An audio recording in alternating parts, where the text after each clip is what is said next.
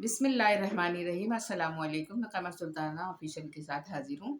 नाज़रीन कराम, आज कराची के हवाले से हम बात करते हैं क्योंकि कराची से हमारा बहुत बड़ा ताल्लुक़ है। हम कराची में रहते हैं और कराची से हमदर्दी रखते हैं, कराची से मोहब्बत रखते हैं। इसलिए हमें कराची के बारे में गाए बगाए बात कर लेनी चाहिए। अब इंशाअल्लाह ताला आइंदा ऐसा ही होगा।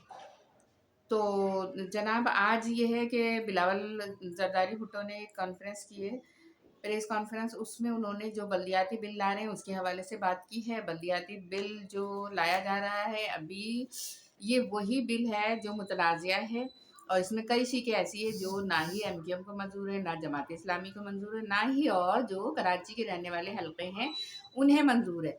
तो ये इस तरह का बिल लाने, इससे पहले भी देखें जमात इस्लामी धरना दे चुकी है, एमक्यूएम धरना दे चुकी है, जहाँ पे इन्होंने कहा था और इस बुनियाद पर उनके धरने ख़त्म करवाए थे पीपल्स पार्टी ने। नासिर हुसैन शाह जो है वो बहुत ज़्यादा इसमें इन्वॉल्व थे। उन्होंने जमात इस्लामी से भी वादे किए थे कि आपकी मर्ज़ी के मुताबिक फ़ैसले होंगे और जो कवानीन आप कह रहे हैं उसे हम मंजूर करेंगे, उसे ही हम आगे लाएंगे। और उससे कुछ अरसे बाद धरना जो एमक्यूएम ने भी दिया था, उनको भी यही तसल्ली दी गई थी कि नहीं, अब जो बात होगी सबको मिला-जुला कर हम साथ करेंगे और इसमें अपनी मर्ज़ी के फ़ैसले हम नहीं लाएँगे। तो इसमें सबको देखकर फ़ैसला किया जाएगा, तमाम लोगों के फ़ायदे के लिए और कराची वालों के बिलख़ुसूस फ़ायदे के लिए हम कवानीन बनाएँगे। लेकिन जब ये बल्दियाती क़ानून आया है तो ये सेम वैसा ही है, बल्कि उससे कुछ ज़्यादा ही नुकसानदेह है। इस बारे में मुख्तलिफ़ अख़बारात के सहाफ़ियों ने उनसे सवाल किया, उनसे पूछा गया कि आप यही बिल ला रहे हैं? तो उन्होंने कहा कि ठीक है, हम जो बेहतर समझते हैं हम वो कर रहे हैं। और कराची में अगर कोई ये चाहता है कि अल्ताफ़ हुसैन की सियासत चलेगी तो ऐसा नहीं है, अब अल्ताफ़ हुसैन की सियासत नहीं चलेगी। अब उनको क्या कहूँ, क्या कहना चाहिए कि तिफ़्ल मकतब हैं अभी, उन्हें कुछ पता नहीं है कि कराची में क्या सूरत हाल रही है और क्या हो जाती है और क्या होना चाहिए।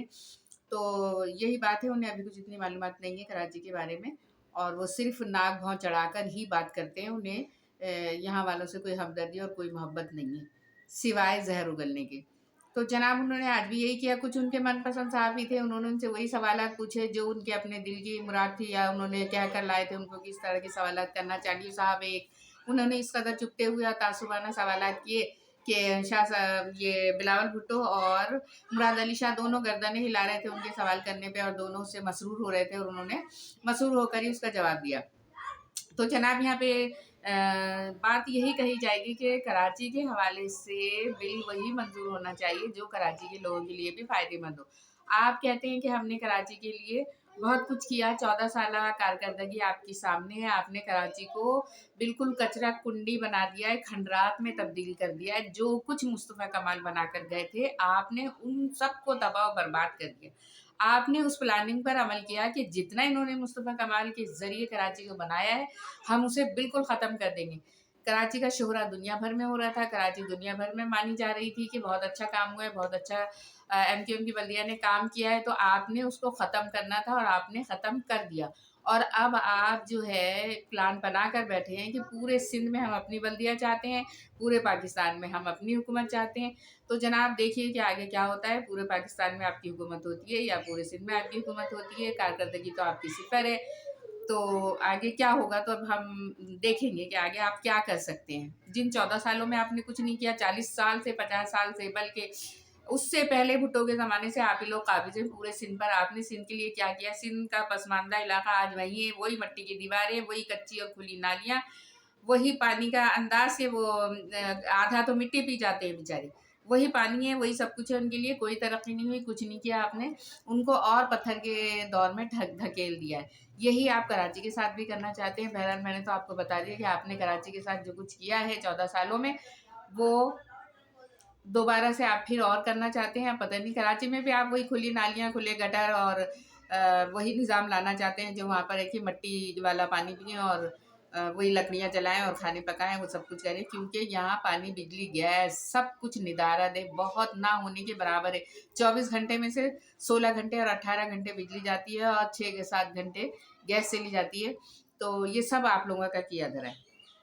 आपकी पॉलिसी, शानदार पॉलिसी इसको कहा जाएगा कि आपने सिंध के बारे में या कराची के बारे में अपनाई हुई है, जो वो किया जा रहा है, उसको अप्लाई किया जा रहा है।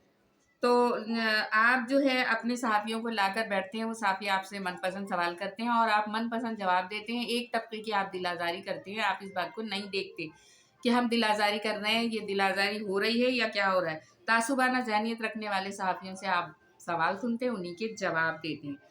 तो जनाब आप ये कहते हैं कि मैं यहाँ पैदा हुआ, मेरा ख़ानदान यहाँ था। सईद गनी जो आपके लेपालक हैं, उन्होंने भी यही कहा, भई पाकिस्तान बनने से पहले, उर्दू बोलने वालों के आने से पहले हम यहाँ थे। तो कई और ख़ानदान उन्होंने गिना दिए कि सब यहाँ के थे, यहीं थे। तो उसका क्या मतलब है? जब आप यहाँ थे, आप सालों से यहाँ थे, आपने पाकिस्तान बनाने की कोशिश की थी, आपने पाकिस्तान बनाया था या आपने पाकिस्तान बनाने की जद्दोजहद की थी? आप तो सो रहे थे, सो के उठे तो आपने पूछा ये क्या हुआ? काय का झंडा है, ये कहाँ का झंडा है? तो आप लोगों को पता चला कि ये तो पाकिस्तान का झंडा है। ये वो वाली सूरत-ए-हाल है भाई, हकीकत को आँखें खोल के देखो और हकीकत को मानना सीख लो, जब ही जीत सकोगे, वरना इस तरह की बातें करने वाले कभी वो जीत नहीं सकते। ना कराची में ट्रांसपोर्ट को आपने बेहतर किया, ना पानी का निज़ाम बेहतर किया, ना ही बिजली का आपने निज़ाम बेहतर किया। ट्रांसपोर्ट तो बिल्कुल ख़त्म हो गई है। करोड़ों की आबादी है, जिसमें आपने सिर्फ लाखों की मुताबिक वो चलाई है आपने ट्रांसपोर्ट। उसी में बेचारे लोग सफ़र करते हैं, जिस तरह से गधे घोड़ों की तरह भर जाते हैं गाड़ियों के अंदर और जाते आते हैं। तो पता है, दुनिया भर की पाकिस्तान में सबसे ज़्यादा महंगाई कराची में है, सबसे ज़्यादा लूट मार कराची में है, सबसे ज़्यादा चोरी डकैती कराची में है। अभी तो आप बोलते थे कि कराची में चोरी डकैती फलां पार्टी कराती है, फलां ये कराती है। अब आपने किसको छोड़ दिया यहाँ पे डकैतियाँ और चोरियाँ मारने के लिए? इसको भी देखिए। सारे फैसले कीजिए, फिर आप ये सब बोलते हुए और ये सब करते हुए अच्छे लगेंगे, जब आप ये सारे काम कराची वालों की मर्ज़ी के मुताबिक उनकी फैसिलिटीज़ के लिए, उनके फ़ायदे के लिए करेंगे। तो देखिए फिर हो सकता है कौन आपकी मुखालफत करेगा? कोई नहीं। जब आप बेहतरीन काम करेंगे तो कोई आपकी मुखालफत नहीं करेगा, लेकिन जब आप कराची को डुबोने वाली और कराची को लूटने वाली और कराची को खंडर बनाने वाली सियासत करेंगे, तो इस सियासत को तो कोई नहीं मानेगा। तो कराची के लिए आप वही कवानीन लेकर आएँ जो कराची वालों के लिए फ़ायदेमंद है। ना उनके लिए रोज़गार है, ना उनके लिए जॉब्स है, कुछ नहीं है। आपने यहाँ पे यहाँ के डोमिसाइल, यहाँ की शनाख्ती कार्ड, यहाँ की सब कुछ, यहाँ वालों की जॉब आप अंदरूनी सिंध वालों को और गैर मुल्कियों को शनाख्ती कार्ड देकर आप जॉब्स दे रहे हैं। तो इन तमाम सूरत हाल को देखते हुए आप आगे फ़ैसला कीजिए। उम्मीद है कि आपको अल्लाह ताला अक़ल दे और आप बेहतरीन फ़ैसले करें और कराची का इसमें फ़ायदा भी हो, जिसके लिए तमाम लोग आपको कह रहे हैं, तमाम पार्टीज़ आपको कह रही हैं। पिछले दिनों भी कई कॉन्फ्रेंस हुई, जिसमें बहुत सरकर्दा लोग शामिल हुए। उन्होंने भी कराची की बेहतरी के लिए, उन्होंने खुद अपनी ज़बान से कहा कि कराची को बिल्कुल, कराची का हाल बहुत बुरा है, बल्कि सिंध का हाल बहुत बुरा है। तो आपके कान पे जब भी जूं नहीं रहेंगी, आपको जब भी असर नहीं पड़ा, तो होश के नाखून लीजिए। आपसे इतना ही कहना है कि होश के नाखून लीजिए, नफ़रत और तासुब नहीं फैलाइए, अल्लाह के वास्ते। सब आपस में मुसलमान हैं, पाकिस्तानी हैं, सबको एक साथ लेके चलिए, तो इसी में सबका भला है। अल्लाह हाफ़िज़।